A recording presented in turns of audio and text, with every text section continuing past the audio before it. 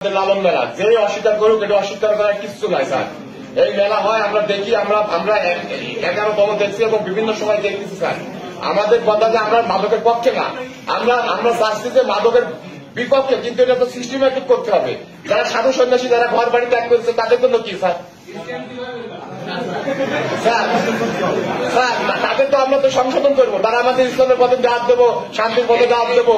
আপনার নাম কি? স্যার আমার নাম মুস্তাফিজুর রহমান। মুস্তাফিজুর রহমান। জি স্যার। আপনি মাদকের কথা বলতেছেন তো ডিস্ট্রিক্ট ম্যাজিস্ট্রেটের সামনে বসে। স্যার এটা তো আমাদের আলোচনা স্যার। এটা যে কত বড় ধৃষ্টতা, ঠিক আছে?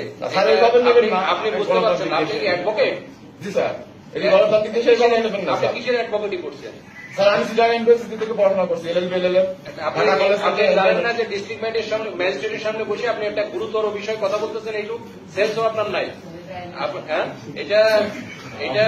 এটা এই ওনারা যে পণ্ডিত আমাদের সাধুরা আছেন, ওনারা বারবার বলেছেন এবং ইস্যু আছে যে মাদকের সাথে আমাদের লালন সাহেব যে জীবন আদর্শ, জীবন চরিত, তার সাথে কোনো বিন্দু মতো কোনো সম্পর্ক নেই।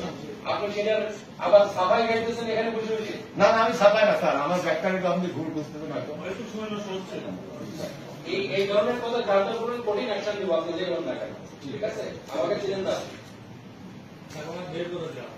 না না আপনি আসছেন, কিন্তু এই ধরনের কথা খবরদার ভুলে উচ্চারণ করবেন না।